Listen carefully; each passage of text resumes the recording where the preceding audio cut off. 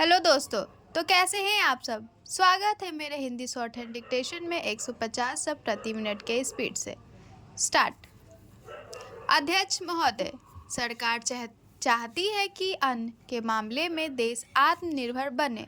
तो मेरा सुझाव है कि जिन जगहों पर काफ़ी संख्या में ट्रैक्टर से काम लिया जा रहा है, आपको कोई कारखाना खोलना चाहिए और सस्ती कीमत पर उनकी मरम्मत की व्यवस्था करनी चाहिए। आप बाहर से ट्रैक्टर मंगा रहे हैं। मैं समझता हूँ कि यह सारा रुपया व्यर्थ व्यय किया जा रहा है। मेरा सुझाव है कि इस देश में ही ट्रैक्टर बनाया जाए। बाहर से खेती के सामान जो आ रहे हैं कारखाने से होकर ही आ रहे हैं। इनको जहाँ भेजना हो वहाँ सीधा भेजा जा सकता है, किंतु हो यह रहा है कि पंजाब सरकार द्वारा इनको सारे देश में वितरित किया जाता है। चूँकि इनको पहले पंजाब भेजा जाता है और फिर सारे देश में भेजा जाता है, इसीलिए खर्चा ज़्यादा लगता है। खर्चा कम करने के लिए, लागत कीमत कम करने के लिए यह आवश्यक है कि इनको सीधे भेजा जाए। मैं समझता हूँ कि इसमें कोई औचित्य की बात नहीं है। इस पर भी आपको विचार करना चाहिए। आपको किसानों की सहायता करनी चाहिए। उनकी हिम्मत आप न तोड़ें। हमें चाहिए कि उनको हम सस्ते दामों पर खाद दे, बिजली दे, बीज दे और पानी भी दे। लेकिन ऐसा ना करके हम देख रहे हैं कि हर चीज़ के दाम बढ़ाए जा रहे हैं। नलकूप पर आप कर लगा रहे हैं, उनको बिजली नहीं मिल रही है।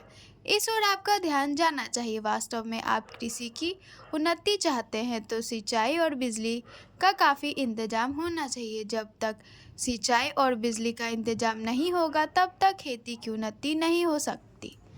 अब तक सिंचाई और बिजली तो एक मंत्री के हाथ में है, लेकिन कृषि दूसरे मंत्री के हाथ में है। ऐसा नहीं होना चाहिए। सिंचाई, बिजली और कृषि अगर किसी एक मंत्री के हाथ में हो तो कृषि की उन्नति का काम सरलता से हो सकता है।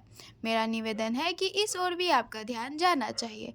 समाजवादी समाज की रचना की बात बहुत कही जा रही है। गरीबी को दूर करके हम सबको बराबर लाना चाहते हैं, लेकिन देश में गरीबी आज भी बढ़ती जा रही है। मैं यह नहीं कहना चाहता हूँ कि हमारे देश में सरकार ने कुछ नहीं किया है।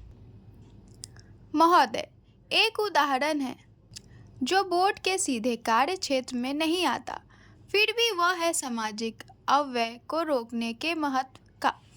विवाहों और भोजी आदि में जो धन का अव्यय होता है वह घटने के बजाय बढ़ रहा है।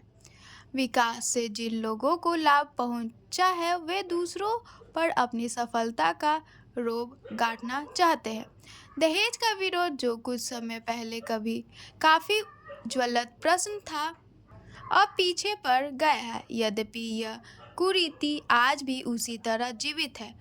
अस्पष्टता के बारे में आज कानून मौजूद है, लेकिन आज भी बहुत से स्थानों पर यह बुराई फैली हुई है। लोग इसे सरकार पर नहीं छोड़ सकते कि वहीं इसे हटाने के लिए कदम उठाएं।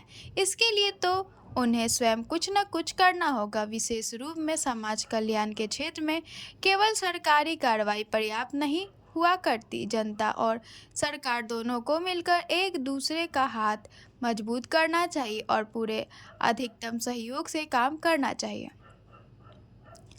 अपने कार्यक्रमों को पूरा करने के अतिरिक्त समाज कल्याण संगठन को भी अंधविश्वासों से लड़ने और लोगों में तर्क संगत दृष्टिकोण अपनाने की ओर ध्यान देना चाहिए। समाज सेवी संस्थाओं दैनिक जीवन में वैज्ञानिक चिंतन को लोकप्रिय बनाने के लिए बहुत कुछ कर सकती है। जाति या समाज के नाते हम लोगों को स्वास्थ्य और शिक्षा की ओर कहीं अधिक ध्यान देने की आवश्यकता है। इसके लिए आवश्यक है सही वातावरण, आदतें और सामाजिक दृष्टि, ताकि हमें अपने व अपने आसपास के लिए उचित सफाई और बेहतर पोषाहार और स्वास्थ्य की सुविधाएं प्राप्त हो सके। सफाई के बारे में हमारा कुछ अजीब दृष्टिकोण है। हम अपने घर की तो सफाई करते हैं पर कूड़ा करकट दरवाजे पर ही डाल देते हैं।